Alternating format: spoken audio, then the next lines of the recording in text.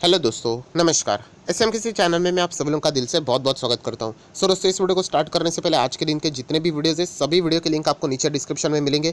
ज़रूर उनको अच्छी तरीके से डिटेल में स्टडी कर लेना। अगर फर्स्ट टाइम विजिट किया तो चैनल को सब्सक्राइब करना, बेल आइकन को हिट करके ऑल जरूर सिलेक्ट करना। उसी के साथ साथ अगर आप चाहो तो फ्री स्टॉक मार्केट क्लासेस इस चैनल को भी सब्सक्राइब कर सकते हो। बेल आइकन को हिट करके यहाँ पे भी ऑल जरूर सिलेक्ट कर लेना। इस चैनल का लिंक आपको ऊपर आई बटन पे या नीचे डिस्क्रिप्शन बॉक्स में मिल जाएगा। चलिए दोस्तों, फिलहाल इस वीडियो को स्टार्ट कर लेते हैं।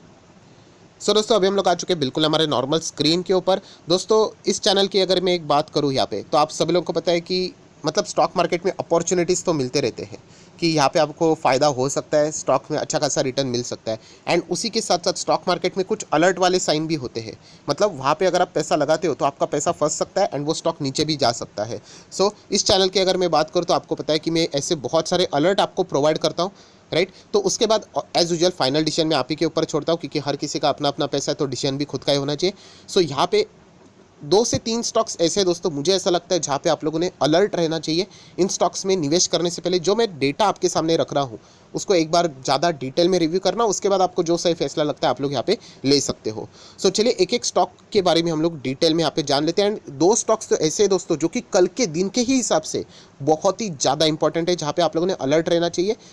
तो चलिए टाइम आने के बाद यहाँ पे मैं बता दूंगा उस स्टॉक से रिलेटेड बातें। पहला स्टॉक है दोस्तों स्टोक क्राफ्ट। यस, स्टोक क्राफ्ट की बात करें, बहुत सारे लोगों के कमेंट सेक्शन में रिक्वेस्ट आते रहते थे, मैं उनको रिप्लाई भी देता था।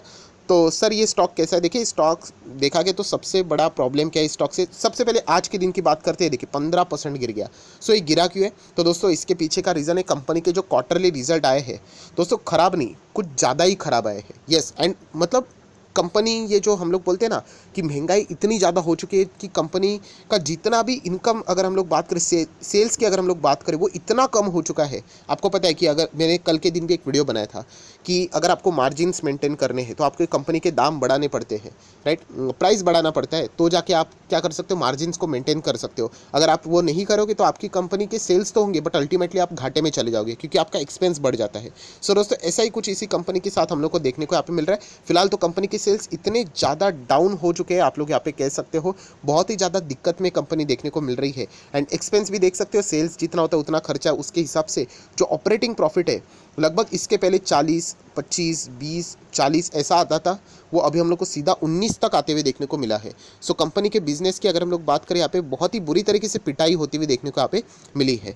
क्या इसके चलते यहाँ पे मैं अलर्ट बता रहा हूँ आप लोगों को? दोस्तों ऐसा बिल्कुल भी नहीं है। ऐसा फेस तो हर किसी के बिजनेस में आता ही जाता, हम लोग को बहुत बार देखने को मिल जाता है। इस कंपनी से रिलेटेड अगर मैं बात करूँ तो आप सभी लोगों को पता है, मैंने बीच में जब इसका IPO भी आया था, मैंने आपको कहा था थोड़ा सा इसका DRHP यहाँ पे पढ़ लेना। एंड वहाँ पे अगर आप लोग रीड करोगे इस मैनेजमेंट के तहत, तो इस मैनेजमेंट की अगर मैं बात करूँ तो इतना मुझे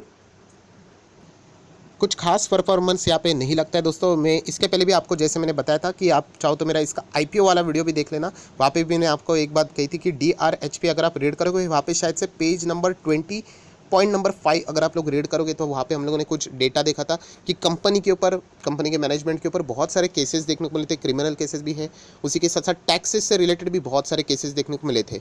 लॉन्ग टर्म के हिसाब से अगर मैं बात करूँ तो ऐसे अगर कोई चीज़ें रहती है तो यूजुअली तो मैं उन कंपनीज़ को यहाँ पे अवॉइड करना ही पसंद करता हूँ।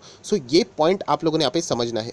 आज मैं वीडियो इसलिए बना रहा हूँ क्योंकि बहुत से लोगों के आज भी रिक्वेस्ट थी, सर ये कंपनी बहुत अच्छा कर रही थी, अभी फिलहाल 15% नीचे मिल रही है तो क्या खरीदना चाहिए? तो इस पॉइंट को ज़रूर फोकस में रखना। मैं बार बार कह रहा हूँ, DRHP जरूर डाउनलोड कर लेना यहाँ पे, and page number 20 point number 5 को एक बार गो थ्रू कर लेना।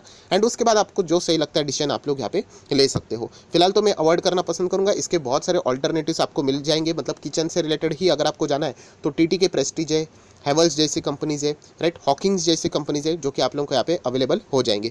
ये एक पहली अलर्ट वाली बात है जो कि आपको यहाँ पे पता होनी चाहिए। मतलब नीचे आ गया स्टॉक तो सस्ता हो गया, डायरेक्टली जंप करोगे, तो ये एक पॉइंट आपको पता होना चाहिए कि कंपनी के ऊपर, मैनेजमेंट के ऊपर बहुत सारे एलिगेशंस पास्ट में हम लोग को देखने को यहाँ पे मिले थे, मतलब केसेस भी देखने को मिले थे। DRHP में वो सारी चीज़ें फाइल्ड है। नेक्स्ट अगर हम लोग बात करें तो दोस्तों यस, बहुत ही ज़्यादा इंपॉर्टेंट बात है। अभी मैंने एक वीडियो बनाया था, आपको याद होगा, किससे रिलेटेड, कल के दिन की बात करें तो दोस्तों इंश्योरेंस सेक्टर बहुत ज़्यादा फोकस में यहाँ पे रहने वाला है।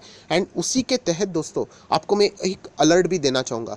2 ऐसे स्टॉक्स है दोस्तों जहाँ पे मतलब आप लोगों ने जोश में आके निवेश बिल्कुल नहीं करना है। मैं ट्रेडिंग की बात नहीं कर रहा हूँ, मैं इन्वेस्टमेंट की बात कर रहा हूँ। मैं ऐसा क्यों कर रहा हूँ कि फॉर एग्जाम्पल कल इंश्योरेंस से रिलेटेड न्यूज़ आ जाती है, फॉर एग्जाम्पल कि सरकार टैक्स हटा देती है, मतलब जीएसटी हटा देती है इनके ऊपर, या फिर 5% करती है, तो नो डाउट अच्छा खासा तेज़ी यहाँ पे आ सकता है, बहुत सारी चीज़ें सस्ती हो जाएगी, वॉल्यूम बढ़ सकता है, कंपनी के बिजनेस को फायदा हो सकता है। तो ऐसे वक्त न्यूज़ चैनल आप लोगों को कुछ स्टॉक्स दिखा सकते हैं, तो वहाँ पे जोश में आके बाइंग नहीं करनी है, क्योंकि 2 स्टॉक्स ऐसे हैं दोस्तों जहाँ पे बहुत बड़ी गड़बड़ी देखने को मिल रही है। तो वो कौन से स्टॉक है, तो चलिए आ जाते हैं उसके ऊपर। पहला है दोस्तों general insurance corporation of India, GIC की अगर हम लोग बात करें, बिल्कुल भी यहाँ पे आप लोगों ने डायरेक्टली जंप नहीं करना है। देखिए आप चाहो तो जा सकते हो, बट मैं ऐसा क्यों कह रहा हूँ, मेरी कोई पर्सनली दुश्मनी नहीं है, इसके पीछे का रीज़न है दोस्तों प्रमोटर होल्डिंग। अगर आप देखोगे प्रमोटर होल्डिंग कितना है, 85% से ज़्यादा, एंड होना कितना चाहिए, 75%। अभी नेक्स्ट सवाल ये रहेगा सर 3 साल तो कंप्लीट होने दो तो ही तो चलिए दोस्तों शेयर को हम लोग एक बार चेक कर लेते हैं। तो दोस्तों आप लोग देख सकते हैं यहाँ पे कंपनी लगभग 2017 अक्टूबर के हिसाब से, फिर अक्टूबर 2018, 2019, 2020, मतलब आप समझ रहे हो दोस्तों 2021 भी खत्म हो गया, तो 3 साल का टाइम खत्म यहाँ पे हो चुका है दोस्तों। एंड कंपनी के प्रमोटर की होल्डिंग की अगर पहले ही स्टॉक 67% डाउन है, वो तो एक पार्ट है ही, अगर आप 7 स्टेप्स मेरे फॉलो करोगे तो इजीली आपको समझ में आएगा। बट स्टिल अगर हम लोग बात करें प्रमोटर होल्डिंग कितना है, 85%, एंड प्रमोटर होल्डिंग कितना होना चाहिए, 75%। तो ऐसा क्यों, कैसे ये अलाउ कर दिया, थोड़ा टाइम देना, ज़रूर मैं उस टॉपिक के ऊपर आऊँगा। बट ये बताने का मकसद क्या है दोस्तों, कि इस कंपनी को बिल्कुल भी आप लोगों ने यहाँ पे पॉजिटिव न्यूज़ में अगर रिएक्शन आता है, जैसे कि पीटे हुए स्टॉक सबसे ज़्यादा तेज़ ट्रेडिंग के लिए अच्छे रहते हैं, तो वो तेज़ी देखने को मिलेगी, तो इन्वेस्टमेंट के लिए ये स्टॉक बिल्कुल भी ठीक नहीं है। एंड दूसरा इसी का भाई आप बोल सकते हो, ये एक और सरकारी कंपनी न्यू इंडिया एश्योरेंस, तो इस कंपनी से भी आप लोगों ने थोड़ा बहुत दूर यहाँ पे रहना है।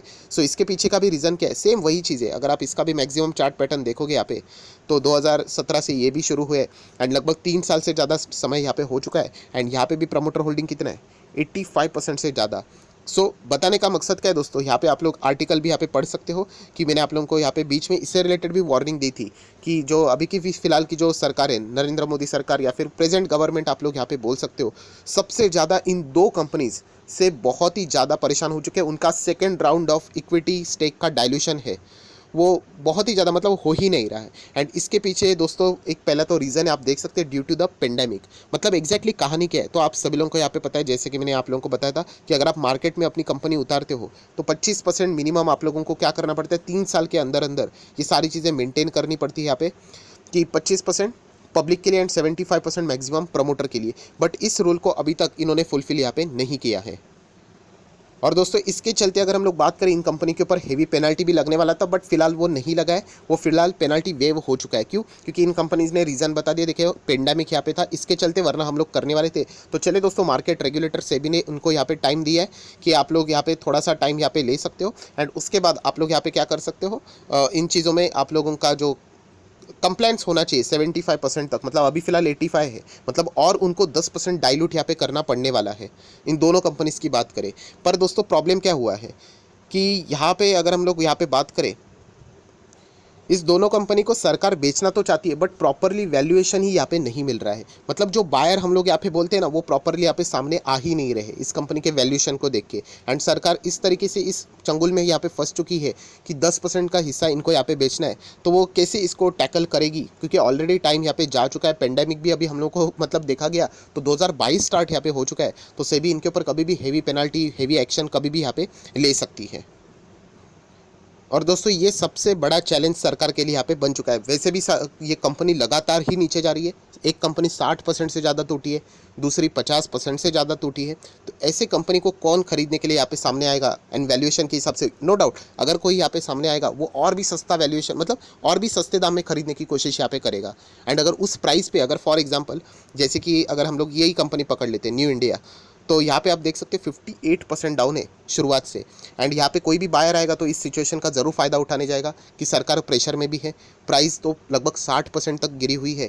तो वो बोल सकते हैं कि हम लोग क्यों 139 में खरीदे, ये तो हम लोग को ओपन मार्केट में ही मिल रहा है। एक काम कर दो, आप हमें ये 80 रुपये में दे दो। अगर ये 80 रुपये में अगर वो कंपनी देते तो आपको पता है वो शेयर और टूटकर 80 रुपये तक यहाँ पे आ जाएगा। सो सरकार के पास मतलब एक बहुत ही मतलब अभी एक चैलेंजिंग सिचुएशन सामने यहाँ पे आ चुकी है।